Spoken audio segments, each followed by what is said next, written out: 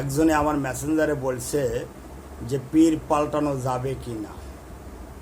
হ্যাঁ, পীর পাল্টানো যাবে। পীর 4 পদের। যদি লালনের ভাষায় বলতে যাই, মাতাগুরু, পিতাগুরু, গুরু জ্যেষ্ঠ ভাই, তার চেয়ে অধিক গুরু বুঝিলে পায়। আরেকটা ভাষা আছে হলো ইরশাদি, কাওয়াল, মগা, ভয়াল। এখন যতক্ষণ পর্যন্ত আপনি সঠিক গুরু না পাইছেন ততক্ষণ পর্যন্ত আপনি পীর পাল্টাতে পারবেন। আর একটা কথা হলো, গাউসুল আজম শামসুল আলমিনের রূপে আহমদুল্লাহ ভান্ডার শরীফের যে মূল গোড়া, ওনারও কিন্তু 2 জন গুরু। হ্যাঁ, তা এরকম বড় বড় সাধক, বড় বড় মহাজ্ঞানী যারা, হ্যাঁ, 2 জন 3 জন পর্যন্ত গুরু পাওয়া গেছে। যেমন সনাতন শাস্ত্রে লোকনাথ ব্রহ্মচারীর গুরু পাওয়া গেছে, এখানেও পাওয়া গেছে 3 জন।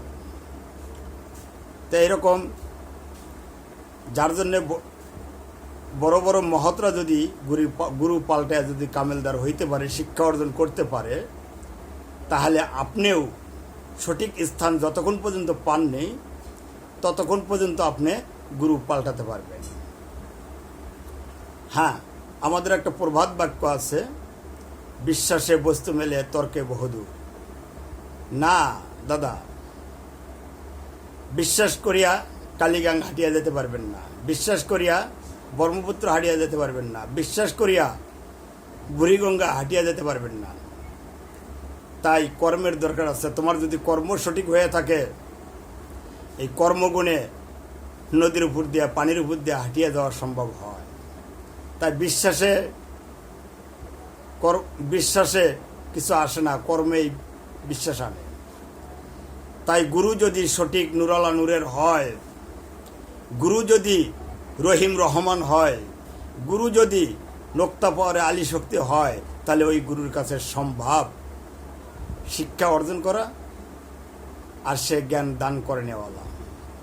আর যে জ্ঞান দান করে নেওয়ালা, তার কাছে আদ্য শক্তির অধিকার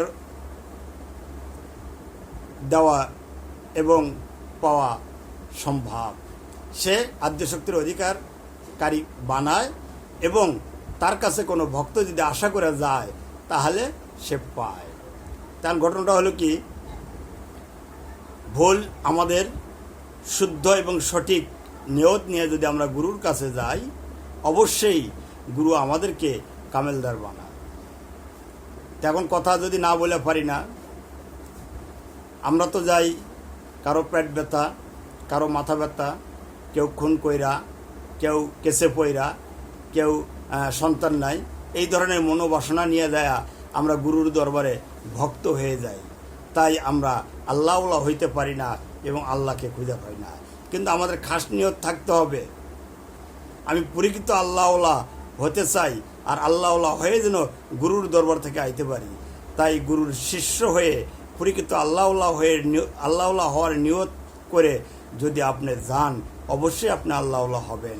তবে সে যদি কিছু নাও জানে, তার গুরু তো তাকে কিছু দিয়েছে, সেই শক্তির মাধ্যম হলো আপনি আল্লাহওয়ালা হবেন। তবে হ্যাঁ, যার কারণেই একদিক দিয়ে হলো আমাদের নিয়ত, আরেক দিক দিয়ে হলো গুরু পাল্টানো যাবে যদি গুরু তোমাকে স্তর পর্যন্ত না পৌঁছাতে পারে। তাই রহিম রহমানি নূর শক্তির খেলা, এখানেই আল্লাহি কর্ম। আমাদের দেশে অনেক ধরনের গুরু আছে, তবে গিবত বলা ভালো না, তাদের কথা আমি বলবো না। তবে ও নুক্তাহে রহমান রহিহু, নোক্তা পাওয়ারে আলী শক্তি রহিম রহমানের মাধ্যম দিয়া যেখানে আহলে বায়াত সৃষ্টি হয়, ওখান থেকে কিছু গুরু বার হয়েছে, উনি হলেন মহাপুরুষ। আর ওখান থেকে কিছু গুরু বার হয়েছে, তাদেরকে বলা হয় নারী। হ্যাঁ, তাই মহাপুরুষের হয় রওজা, নারীদের হয় মাজার, সাধারণ লোকদের হয়